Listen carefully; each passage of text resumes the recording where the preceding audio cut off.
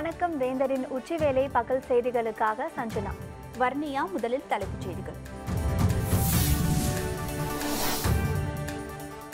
40 தொகுதிகளிலும் திமுக கூட்டணி வெற்றி பெறும். தேர்தல் பிரச்சாரத்தில் ஸ்டாலின் உறுதி.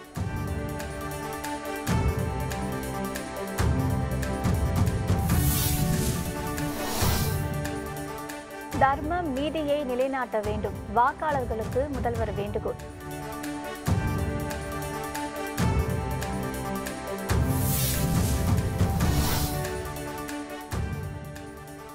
பெரம்பலூரில் போட்டியிடும் டாக்டர் பாரிவேந்தருக்கு ஆதரவு. சிறுபான்மையினர் உறுதி.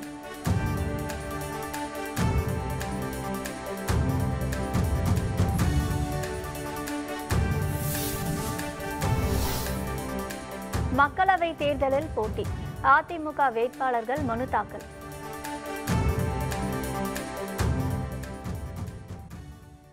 தமிழகம் மற்றும் புதுச்சேரியில் உள்ள 40 மக்களவை தொகுதிகளிலும் திமுக கூட்டணி வெற்றி பெறும் என மு.க. ஸ்டாலின் நம்பிக்கை தெரிவித்துள்ளார்.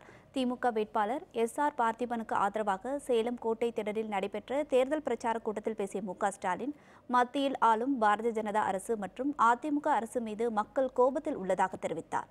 பிரதமர் மோடியும் முதலமைச்சர் பழனிசாமியும் மக்களை ஏமாற்றிக் கொண்டிருப்பதாக ஸ்டாலின் விமர்சித்தார். திமுக தலைமையிலான கூட்டணி கொள்கைகளை உடைய கூட்டணி என தெரிவித்தார். தடை செய்யப்பட்ட குட்கா, புகையிலை பொருட்களை விற்பனை செய்ய அதிமுக ஆட்சியில் லஞ்சம் கொடுக்கப்பட்டதாக குற்றம் சாட்டினார். விவசாயிகள், நெசவாளர்களுக்கு இலவச மின்சாரம் வழங்கியது திமுக ஆட்சியில்தான் என ஸ்டாலின் அப்போது சுட்டிக்காட்டினார். திமுக ஆட்சியில்தான் அரசு மருத்துவக் கல்லூரிகள் மாநிலத்தின் பல்வேறு இடங்களில் தொடங்கப்பட்டதாக அவர் தெரிவித்தார். இன்றைக்கு ஆட்சியில் இருக்கக்கூடிய அதிமுக அவர்கள் சொல்லக்கூடிய சாதனைகள் வேதனைகளாக இருக்கும்.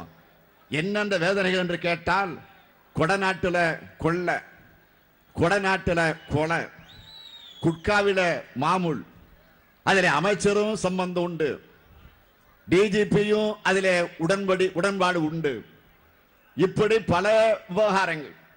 அதே போல மொத்த கான்ட்ராக்டுகளையும் தன் பினாமிக்கு கொடுத்து கல்லா கட்டுவது, தூத்துக்குடியில 13 பேர்களை சுட்டு கொன்றது, பொள்ளாச்சியில பாலியல் சம்பவத்தில் ஆளுங்கட்சியினர் ஈடுபட்டிருப்பதை மூடி மறைப்பது, விரைவில் தமிழ்நாட்டில் திராவிட முன்னேற்ற கழகத்தினுடைய ஆட்சி வருகிற நேரத்தில் இந்த உண்மைகள் தான் கண்டுபிடிக்கப்பட்டு அந்த உரிய தண்டனைக்குரியவர்களை சிறைகளை கொண்டு போய் அடைத்து வைப்பதுதான் முதல் வேலையாக நம்முடைய வேலையாக இருக்கும் என்பதை நான் அழுத்த நிறுத்தமாக குறிப்பிடுகிறேன்.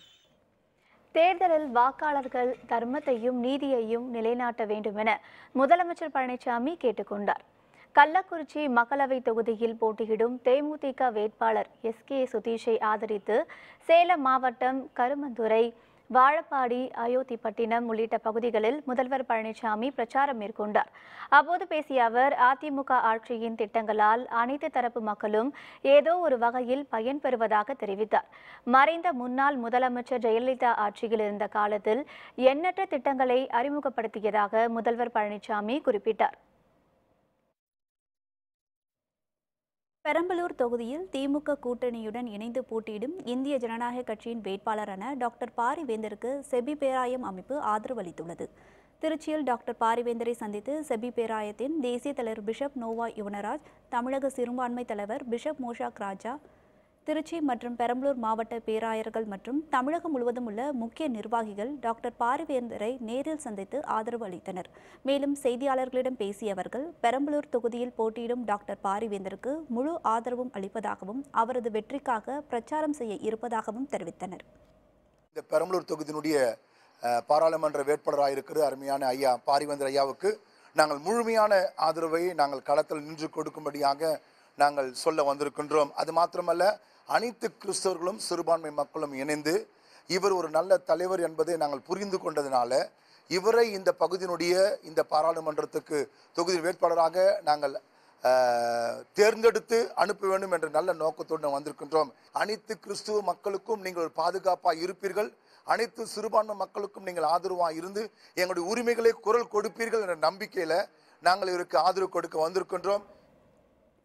இதேபோன்று மனிதநேய ஜனநாயக கட்சியின் சார்பில் மாநில செயலர் நாச்சிக்குளம் தாஜுதீன், மாநில இளைஞரணி துணை செயலர் இப்ராஹிம், இந்திய யூனியன் முஸ்லீம் லீக் திருச்சி மாவட்ட செயலர் KMK ஹபீர் ரகுமான், தேவேந்திர குல மக்கள் இயக்க நிறுவன தலைவர் P. அம்பிகாபதி மற்றும் மக்கள் தமிழ் தேசம் யாதவ சமுதாய சங்க மாவட்ட தலைவர் R. கிருஷ்ணமூர்த்தி உட்பட பல்வேறு கட்சிகளைச் சேர்ந்த நிர்வாகிகள் மற்றும் அமைப்புகளைச் சேர்ந்த நிர்வாகிகள் டாக்டர் பாரிவேந்தரை சந்தித்து ஆதரவு தெரிவித்தனர்.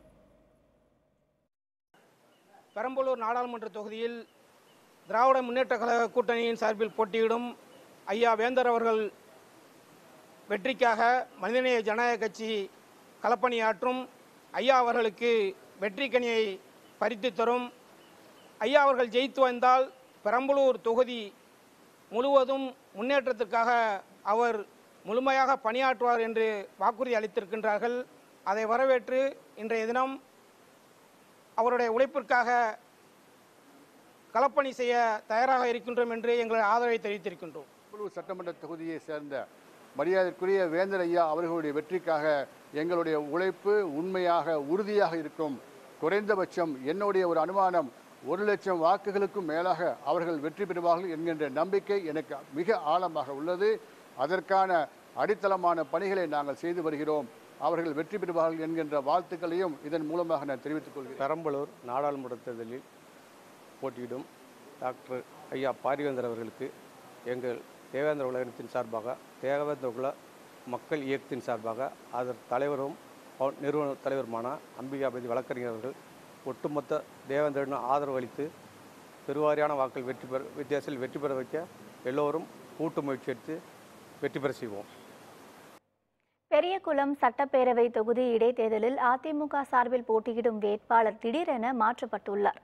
பெரியகுளம் தொகுதியில் அதிமுக சார்பில் முருகன் போட்டியிடுவார் என ஏற்கனவே அறிவிக்கப்பட்டது. இந்நிலையில் முருகனுக்கு பதில் மயில்வேல் போட்டியிடுவார் என கட்சி தலைமை அறிவித்துள்ளது. வேட்பாளர் மாற்றப்பட்டதற்கான காரணம் குறித்த தகவல் வெளியிடப்படவில்லை.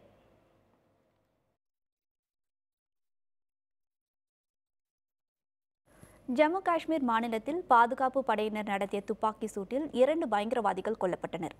சோபியான் மாவட்டம் இமாம் சாபி பகுதியில் உள்ள வீடு ஒன்றில் பயங்கரவாதிகள் பதுங்கி இருப்பதாக பாதுகாப்பு படையினருக்கு தகவல் கிடைத்தது. அப்பகுதியில் தேடுதல் பணியில் ஈடுபட்ட போது பயங்கரவாதிகள் தாக்குதல் நடத்தினர். பாதுகாப்பு படையினரும் பதிலடி கொடுத்தனர். இரு தரப்பினருக்கும் இடையே பல மணி நேரமாக தொடர்ந்து நடைபெற்று வரும் கடும் துப்பாக்கி சண்டையில் 2 பயங்கரவாதிகள் கொல்லப்பட்டனர். அந்த பகுதியில் 2 தீவிரவாதிகள் பதுங்கி இருப்பதாக கூறப்படுகிறது. இதனிடையே ஜம்மு காஷ்மீர் மாநிலம் நவ்ஷேரா பகுதியில் உள்ள இந்திய நிலைகளை குறிவைத்து பாகிஸ்தான் ராணுவத்தினர் அத்துமீறி தாக்குதல் நடத்தியதில் ராணுவ வீரர் ஒருவர் உயிரிழந்தார். பாகிஸ்தானின் தாக்குதலுக்கு இந்திய ராணுவம் தக்க பதிலடி கொடுத்து வருகிறது. கர்நாடகா மாநிலத்தில் புதிதாக கட்டப்பட்டு வந்த கட்டடம் இடிந்து விழுந்த விபத்தில் உயிரிழந்தவர்களின் எண்ணிக்கை 14ஆக அதிகரித்துள்ளது. தார்வாத் பகுதியில் புதிதாக கட்டப்பட்டு வந்த 4 மாடிகளை கொண்ட கட்டடம் கடந்த 19ஆம் தேதி திடீரென இடிந்து விழுந்தது. அப்போது பணியில் ஈடுபட்டிருந்த 80க்கும் மேற்பட்ட தொழிலாளர்கள் இடிபாடுகளில் சிக்கிக் கொண்டனர். இந்த விபத்தில் உயிரிழந்தவர்களின் எண்ணிக்கை 14ஆக அதிகரித்துள்ளது. 56 பேர் காயங்களுடன் மீட்கப்பட்டுள்ளனர். 12 பேரை காணவில்லை. இதனால் பலி எண்ணிக்கை உயரும் என அஞ்சப்படுகிறது. 400க்கும் அதிகமான தேசிய பேரிடர் மீட்பு குழுவினர், போலீசார் மீட்பு பணிகளில் ஈடுபட்டு வருகின்றனர். 3 தளங்கள் மட்டுமே தாங்கக்கூடிய அக்கட்டிடத்தில் கூடுதலாக 4வது தளம் கட்டுவதற்கான பணிகள் நடைபெற்றதே விபத்து ஏற்பட காரணம் என முதல்கட்ட விசாரணையில் தெரிய வந்துள்ளது. என்ஆர் காங்கிரஸ் வேட்பாளர் கே. நாராயணசாமி, கட்சித் தலைவர் ரங்கசாமி அறிவிப்பு. விவரம் விளம்பர இடைவேளைக்கு பிறகு.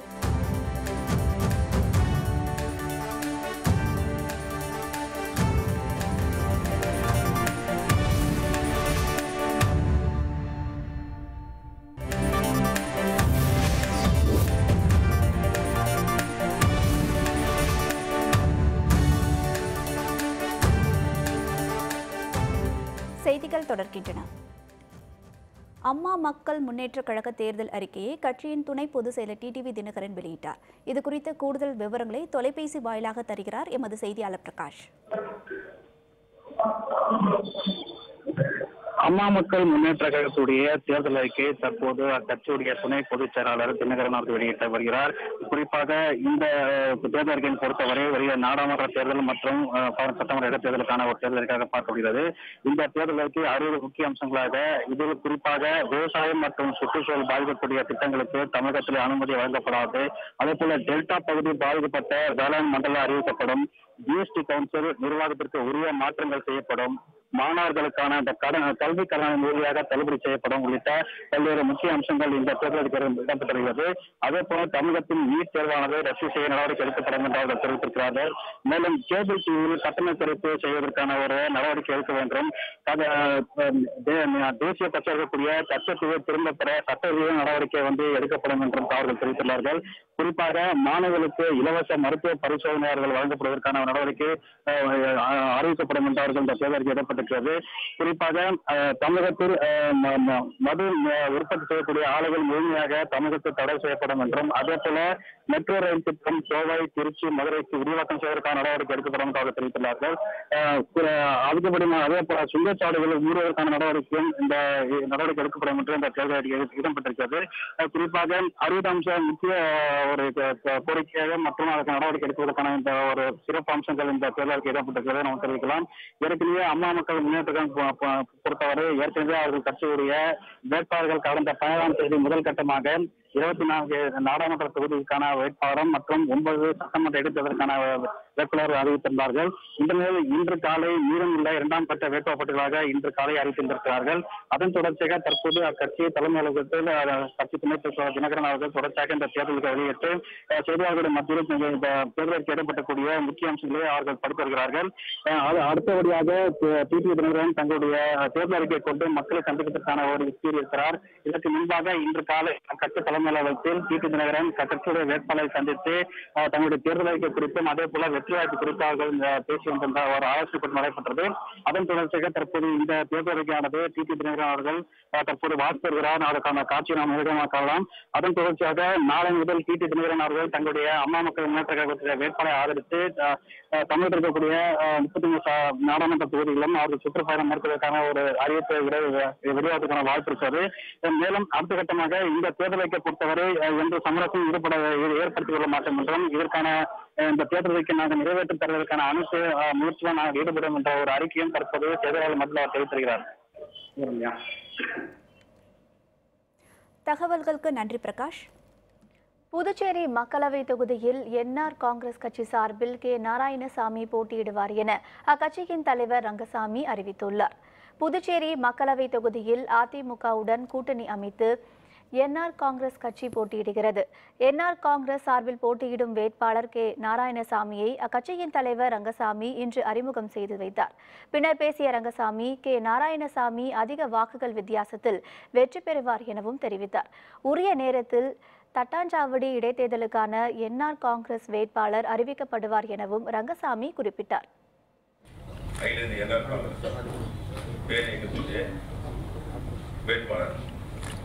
பாராளுமன்ற வேட்பாளராக கே நாராயணசாமி போட்டியிடுகிறார். அவரை ஆதரித்து ஜட்பி சட்டத்தில் வாக்களித்து வெற்றி பெற செய்ய வேண்டும் என்று அனைத்து கூட்டணி கட்சியின் சார்பாக கேட்டுக்கொள்கின்றேன். கரூர் மாவட்டத்தில் தேர்தல் பறக்கும் படையினர் நடத்திய சோதனையில் 3,28,000 ரூபாய் பணம் பறிமுதல் செய்யப்பட்டது. குளித்தலை அடுத்த மருதூர் சோதனை சாவடியில் தேர்தல் பறக்கும் படையினர் வாகன சோதனையில் ஈடுபட்டிருந்தனர். அப்போது அந்த வழியே வாகனத்தை சோதனை செய்தபோது முறையான ஆவணங்கள் இன்றி பணம் கொண்டு வரப்பட்டது தெரியவந்தது. இதனையடுத்து ஆவணங்கள் இல்லாத 3,28,000 ரூபாய் பணத்தை பறிமுதல் செய்தனர். பறிமுதல் செய்யப்பட்ட பணம் உதவி தேர்தல் நடத்தும் அலுவலரிடம் ஒப்படைக்கப்பட்டு பின்னர் கருவூலத்தில் வைக்கப்பட்டது. மக்களவைத் தேர்தலில் அனைவரும் வாக்களிக்க வலியுறுத்தி அரியலூரில் கல்லூரி மாணவர்கள் விழிப்புணர்வு பேரணி நடத்தினர். அரியலூர் மாவட்டத்தில் வாக்காளர்கள் அனைவரும் தவறாமல் வாக்களிக்க வலியுறுத்தி பல்வேறு இடங்களில் விழிப்புணர்வு பேரணி நடைபெற்று வருகிறது. இதன் ஒரு பகுதியாக அரியலூர் அரசு கல்லூரி வளாகத்தில் மாணவர்கள் விழிப்புணர்வு பேரணி நடத்தினர். இந்த பேரணியை மாவட்ட வருவாய் அலுவலர் கொடியசைத்து தொடங்கி வைத்தார். இதில் வாக்கிற்கு பணம் வாங்கக்கூடாது, வாக்களிப்பது நமது உரிமை உள்ளிட்ட வாசகங்கள் அடங்கிய பதாகை பதாதைகளை ஏந்தி பொதுமக்களிடையே விழிப்புணர்வை ஏற்படுத்தினர். இதனிடையே தேர்தலில் வாக்களிப்பதன் அவசியத்தை உணர்த்தும் வகையில் திருவள்ளூரில் தனியார் தொழிற்சாலை ஊழியர்கள் இந்திய வரைபடத்தின் மாதிரியைப் போல் நின்று விழிப்புணர்வு ஏற்படுத்தினர். காக்கலூர் பகுதியில் உள்ள தனியார் தொழிற்சாலையில் விழிப்புணர்வு நிகழ்ச்சி நடைபெற்றது. இதனைத் தொடர்ந்து மாவட்ட ஆட்சியர் மகேஸ்வரி ரவிக்குமார் கட்டாய வாக்களிப்பு வாசகங்கள் அடங்கிய ஸ்டிக்கரை தண்ணீர் கேன்களில் ஒட்டி வாகனங்கள் மூலம் அனுப்பி வைத்தார்.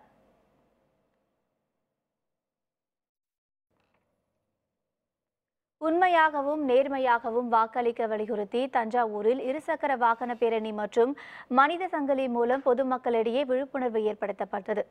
நாடாளுமன்ற தேர்தலை முன்னிட்டு தஞ்சாவூர் மாவட்ட நிர்வாகம் சார்பில் பல்வேறு விழிப்புணர்வு நிகழ்ச்சிகள் நடத்தப்பட்டு வருகிறது. இதன் ஒரு பகுதியாக தஞ்சாவூர் ரயில் நிலையம் அருகே மனித சங்கிலி மூலம் விழிப்புணர்வு ஏற்படுத்தும் நிகழ்ச்சி நடைபெற்றது. தொடர்ந்து இருசக்கர வாகன பேரணியும் நடைபெற்றது. இந்த பேரணியை மாவட்ட ஆட்சியர் அண்ணாதுரை கொடியசைத்து தொடங்கி வைத்தார். இதில் மாநகராட்சி ஊழியர்கள் மற்றும் மாணவர்கள் கலந்து கொண்டு பொதுமக்களிடையே விழிப்புணர்வு ஏற்படுத்தினர். வாக்காளர்களுக்கு விழிப்புணர்வு ஏற்படுத்தும் முகமாக இன்றைய தினம் தஞ்சாவூர் மாநகராட்சியில் பைக் ரேஸும் அதேபோல் மனித சங்கிலியும் ஏற்படுத்தி வாக்காளர்களுக்கும் பொதுமக்களுக்கும் இந்த தேர்தல் தேதியை விழிப்புணர்வு ஏற்படுத்தி வருகிறோம். அதேபோல் பொதுமக்கள் நேர்மையாக வாக்களிக்க வேண்டும். அனைவருக்குமான தேர்தல், மாற்றுத்திறனாளிகள், திருநங்கைகள் அனைவரும் தேர்தலில் பங்கெடுத்துக் கொள்ள வேண்டும் என்பதை வலியுறுத்தி இந்த விழிப்புணர்வு பிரச்சாரம் ஏற்படுத்தப்பட்டு வருகிறது. வேலூரில் நடைபெற்ற அதிமுக கூட்டத்தில் சால்வை அணிவிக்க வந்த தொண்டரை அமைச்சர் தடுத்து நிறுத்தியதுடன் தாக்க முயன்றதால் பரபரப்பு ஏற்பட்டது. வேலூர் மக்களவை தொகுதியில் அதிமுக வேட்பாளர் ஏசி சண்முகம் மற்றும் ஆம்பூர் சட்டமன்ற இடைத்தேர்தல் வேட்பாளர் ஜோதி ராமலிங்கம் ராஜா ஆகியோர் போட்டியிடுகின்றனர். இந்த இரண்டு வேட்பாளர்களையும் ஆதரித்து வேலூரில் அதிமுக சார்பில் செயல் வீரர்கள் கூட்டம் நடைபெற்றது. இதில் பங்கேற்ற அமைச்சர்கள் வீரமணி மற்றும் நிலோபர் கபில் வேட்பாளர்களை ஆதரித்து வாக்கு சேகரித்தனர். அப்போது அதிமுக தொண்டர் ஒருவர் வேட்பாளர்களுக்கு சால்வை அணிவிக்க மேடைக்கு வந்தபோது அவரை அமைச்சர் வீரமணி தடுத்து நிறுத்தினார். இதனால் அமைச்சருக்கும் தொண்டருக்கும் கடும் வாக்குவாதம் ஏற்பட்டது. இதில் மேடையில் இருந்த மற்றொரு தொண்டரை அமைச்சர் வீரமணி கீழே தள்ளினார். இதனால் அப்பகுதியில் பரபரப்பு ஏற்பட்டது. நாகப்பட்டினம் மாவட்டம் சீர்காழி அருகே அருள்மிகு கல்யாண ரங்கநாதர் கோவிலில் பங்குனி உத்திர விழா வெகு விமரிசையாக நடைபெற்றது. திருநகர் கிராமத்தில் உள்ள அருள்மிகு ரங்கநாதர் கோவில் திருமங்கை ஆழ்வாரின் அவதார தலமாக விளங்கி வருகிறது. இந்த தலத்தில்தான் குமுதவல்லி நாச்சியாருடன் எழுந்தருளிய பெருமாள் திருமங்கை ஆழ்வாருக்கு காட்சியளித்தார். பங்குனி உத்திர திருவிழாவை முன்னிட்டு திருமங்கை ஆழ்வாருக்கு பெருமாள் காட்சியளிக்கும் நிகழ்ச்சி நடைபெற்றது. இதில் சிறப்பு அலங்காரத்தில் எழுந்தருளிய திருநங்கை ஆழ்வார் தங்க வாகனத்தில் எழுந்தருளினார். இந்த விழாவில் ஏராளமான பக்தர்கள் கலந்து கொண்டு சுவாமி தரிசனம் செய்தனர்.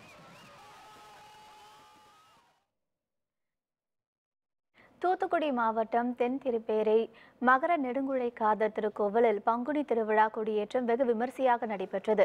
மூலஸ்தானத்திலிருந்து கைத்தல சேவையாக உற்சவர் நிகரி முகில் வண்ணன் ஸ்ரீதேவி பூதேவி தாயார் எழுந்தருளினார். பின் கொடிமரம் சுத்தம் செய்யப்பட்டு மாலை மரியாதைகள் செய்து கற்பூர ஆரத்தி காண்பிக்கப்பட்டு கொடியேற்றம் நடைபெற்றது.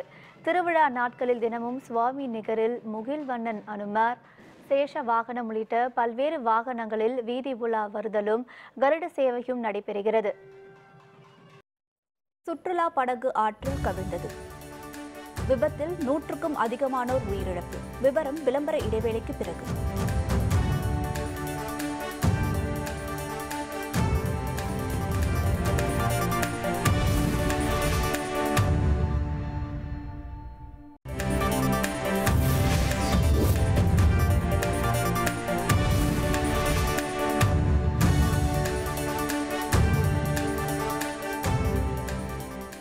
தொடர்கின்றன. ஈராக் நாட்டில் சுற்றுலா படகு ஆற்றில் கவிழ்ந்த விபத்தில் 100க்கும் அதிகமானோர் நீரில் மூழ்கி உயிரிழந்தனர். நீரில் மூழ்கிய பலரை மீட்கும் பணியில் தீயணைப்புத் துறையினர் ஈடுபட்டு வருகின்றனர். ஈராக் நாட்டின் மொசூல் நகரில் புத்தாண்டை கொண்டாடுவதற்காக ஏராளமான மக்கள் சுற்றுலா படகு மூலம் டைகரில் ஆற்றை கடந்து கொண்டிருந்தனர். ஹும் ஹல் ரபீன் என்ற தீவுக்கு சென்று கொண்டிருந்த அந்த படகு எதிர்பாராத விதமாக ஆற்றில் மூழ்கியது. இதில் படகில் பயணித்த 100க்கும் அதிகமானோர் நீரில் மூழ்கி உயிரிழந்தனர். ஆற்றில் மூழ்கிய 60 பேரை தேடும் பணியில் மீட்பு படையினர் முனைப்புடன் ஈடுபட்டு வருகின்றனர். இதனால் பலி எண்ணிக்கை அதிகரிக்கும் என அஞ்சப்படுகிறது.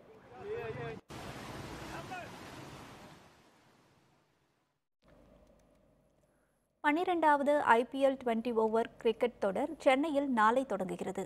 சேப்பாக்கம் மைதானத்தில் நடைபெறும் முதல் லீக் ஆட்டத்தில் தோனி தலைமையிலான சென்னை சூப்பர் கிங்ஸ் அணியும் விராட் கோலி தலைமையிலான பெங்களூர் ராயல்ஸ் சேலஞ்சர்ஸ் அணியும் மோதுகின்றன. இந்த போட்டிக்காக கடந்த சில நாட்களுக்கு முன் சென்னை வந்தடைந்த இரு அணி வீரர்களும் தீவிர வலைப்பயிற்சியில் ஈடுபட்டு வருகின்றனர். நாளை நடைபெறும் முதல் போட்டியை காண கிரிக்கெட் ரசிகர்கள் ஆர்வத்துடன் எதிர்நோக்கி உள்ளனர். போட்டி இரவு 8 மணிக்கு நடைபெறுகிறது. மீண்டும் தலைப்புச் செய்திகள். 40 தொகுதிகளிலும் திமுக கூட்டணி வெற்றி பெறும். தேர்தல் பிரச்சாரத்தில் ஸ்டாலின் உறுதி.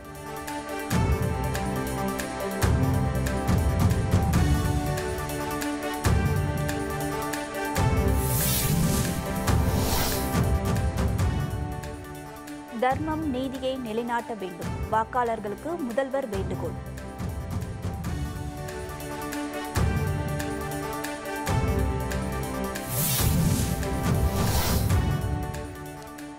பெரம்பலூரில் போட்டியிடும் டாக்டர் பாரிவேந்தருக்கு ஆதரவு. சிறுபான்மையினர் உறுதி.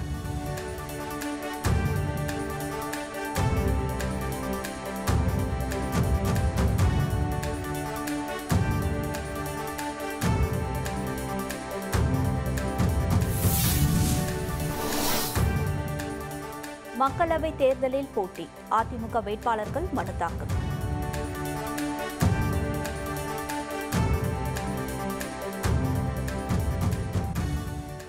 இத்துடன் வேந்தரின் உச்சிவேளை பகல் செய்திகள் நிறைவடைந்தன. வேந்தர் டிவி செயலியை பதிவிறக்கம் செய்து முக்கிய செய்திகளை நேயர்கள் காணலாம். மீண்டும் மாலை 5:30 மணிக்கு வேந்தரின் தேர்தல் சிறப்பு செய்திகள் சந்திப்போம். வணக்கம்.